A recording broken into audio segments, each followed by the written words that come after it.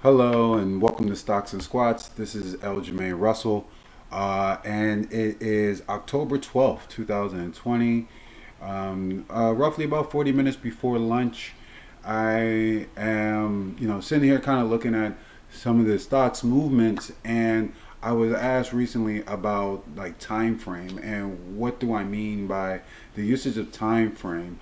Um, you know, uh, on each chart pattern or each you know time variable. Like what do I mean by using the indicators that are related to the time frame to find a better price point, right? We're getting, and it's not a price point where you can exactly time the market because that's you know rather impossible. But what is possible is giving you a chance to assess how to identify where your risk level is, and to minimize it in order to get a higher uh, reward. So I want to go over Mara because Mara is one that just popped up on my scanner, right? On my scanner. So I have a various amount of stocks that are above the 200 SMA, and why that is so important to me is that when a stock is trading above the 200 SMA, it means that it can exponentially go higher.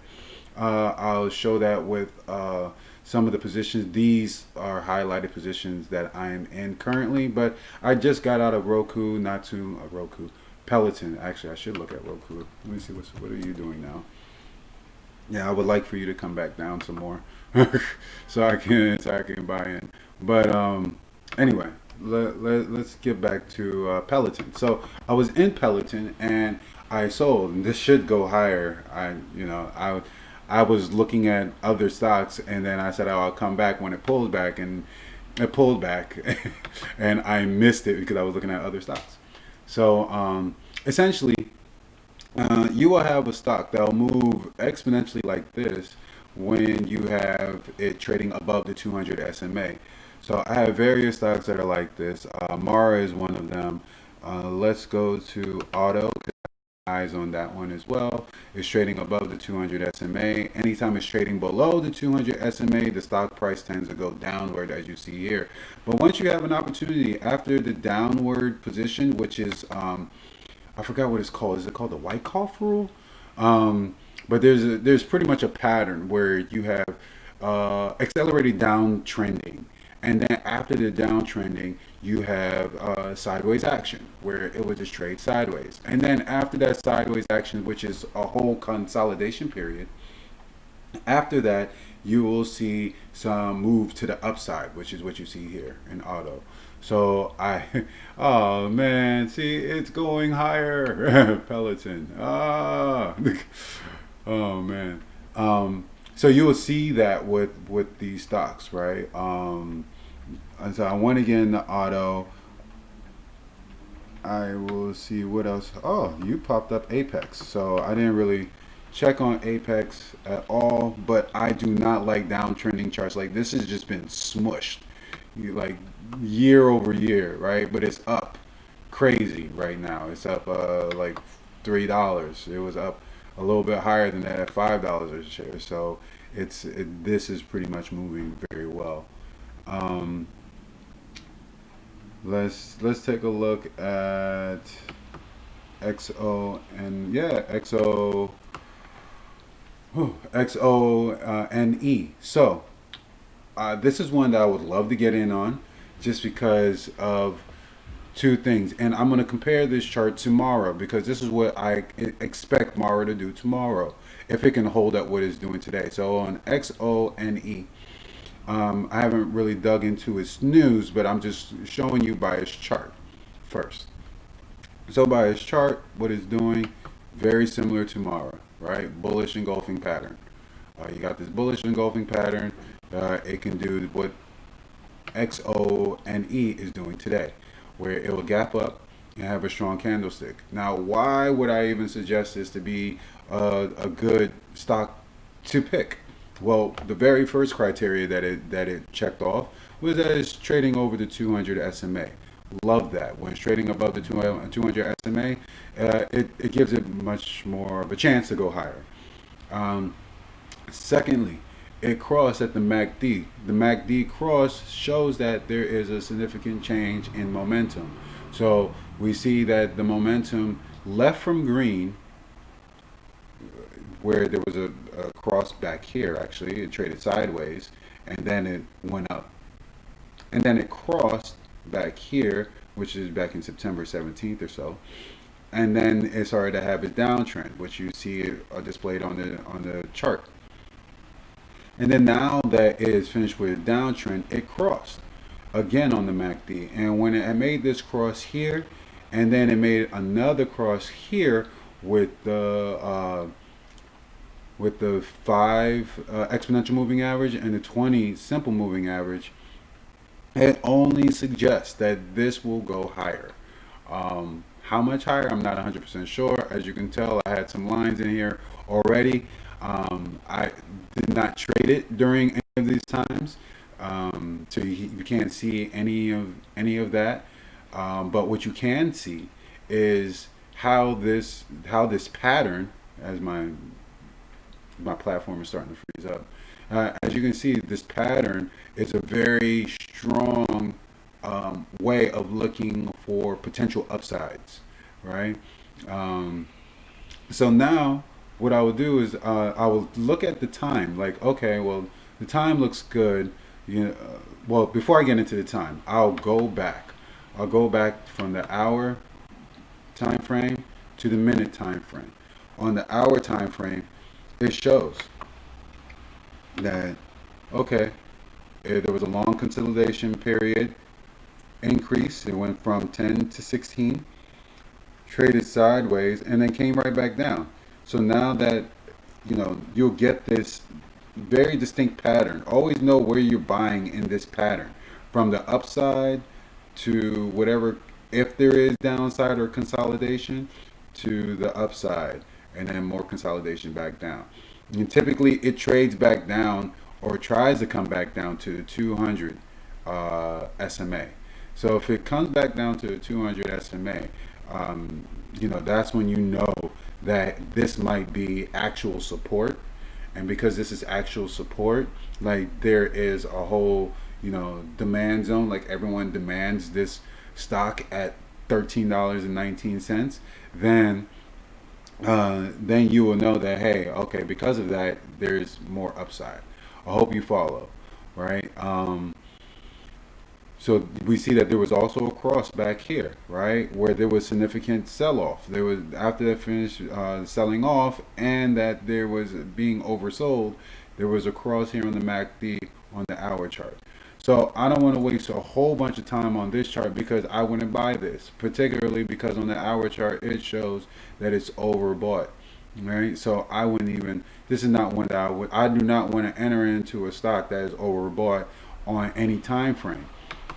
You know, because that's a waste of time. So, like on the minute chart, this shows that hey, maybe it can pull back. See this cross right here? It can pull back. If it pulls back because the MACD shows that there is some type of downside to this, then maybe it can come down to 1378. And if it does that, maybe it won't be overbought on the hour chart. And then I'll be able to get into a good position because on the day it's not overbought at all, and there was a cross. So this only gives it room to go higher, and if there's good news behind it, so let's say we see there's no news. So right now, I can't particularly say that I would stay in the stock after it hits my targeted goal because I don't know what the news might be. But I would hope that the news would be on my favor. I probably would hold on this just because the stock pattern is so potent. So I probably would hold on that. So when we compare that with Mara, we'll see that it's already. I wouldn't buy that one. I wouldn't buy XONE until I see some pullback on the hour chart. Um, but with Mara, I would. I would. This would be a potential buy for me. Um, maybe in the next like 30 minutes No, actually, I would not buy in the next 30 minutes. Only unless this candlestick were to turn green. And that's another thing. I do not buy on red candlesticks. I prefer to buy on green candlesticks. Um, that's just my preference. I feel like if I'm buying on red, then I'm buying with a whole bunch of sellers, and then it can push me out. Maybe that might be right, but that's just how I feel. Maybe it's wrong, but that's just how I feel, and it's been working for me thus far. Um, so at Mara, to break this down, we see that I showed you the day chart. The day chart shows the bullish engulfing candlestick. We see that the time frame, one is over the 200 SMA. We see that there was a cross on the MACD. So we're seeing that there should be some potential upside. And then we see that the 20 SMA is at $1.97. And then the 5 EMA is at, because I can't see it, with a 217.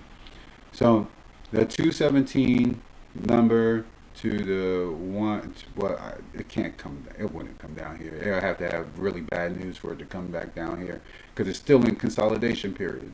So right now, there's upside. The ability for it to go up is there. It's highly suggestible.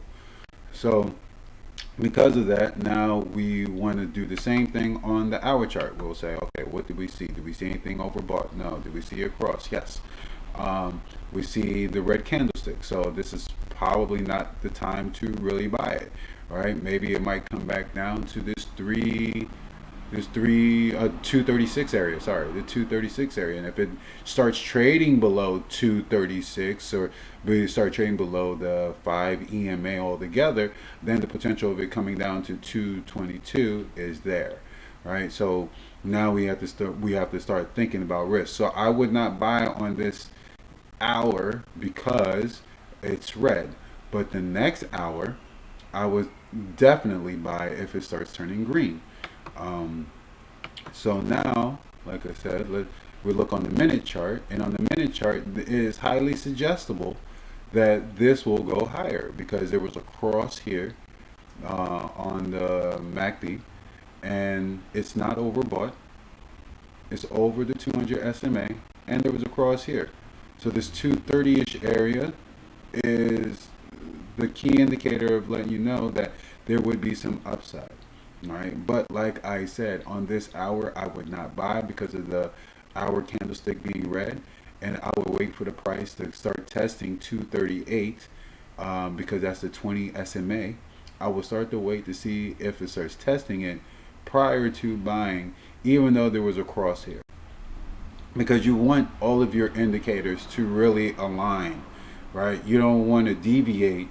You want to be really disciplined. You don't want to deviate from anything else that suggests what you know to see as a potential upswing in a chart. So if you know that you have if you have multiple indicators, like I'm showing you at least 7 different indicators that I use for each time frame, so that the stock can go in my direction, right? So I'm showing you the moving averages, showing you the MACD, showing you the RSI, right? And I'm showing you all of them on the in relation to the candlesticks, whether if they're red or green, on when you should buy. So these are very, very, very important tools to help minimize your downside risk in order to, exponentially lift your upside risk. A stock that I'm holding right now, JMIA, same type of pattern. I know it's more bullish engulfing. There's no red candlestick, but because of what it did on Friday, I was already looking at, as you can tell, I was looking at this at $7.80 something cents beforehand. So I was waiting for this consolidation period to be done with, because I saw that it was going to come up higher. And as you can see here, it's not overbought on the hour. I mean, on the day. It's just getting overbought on the hour, so it has much opportunity to go higher. And on the minute, it barely went overbought, and it's still trading higher. Now, I would not sell this yet, particularly because it did not break its previous high. Once it breaks the previous high, then it tends to come back down um, to the 200 SMA. That's what I've seen thus far, and I'm trying to see if there's anything that suggests otherwise. But typically, once it breaks the the high, the most recent high, whether it's the day high or the multi-day high or the multi-week high, once that happens, then there's some significant pullback, and then from that, that pullback goes to the 200 SMA. So the most immediate recent high would be the multi-day. So Friday it went to 1180. Right now it's almost at 1160. So this is something that, like I said, you go from time, and I did that time frame.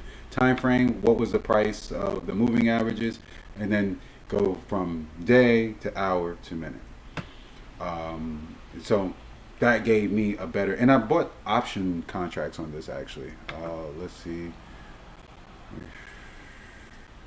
Sure. Yep. So I bought the option contract here. Let me see. How do I do this? I'm still learning.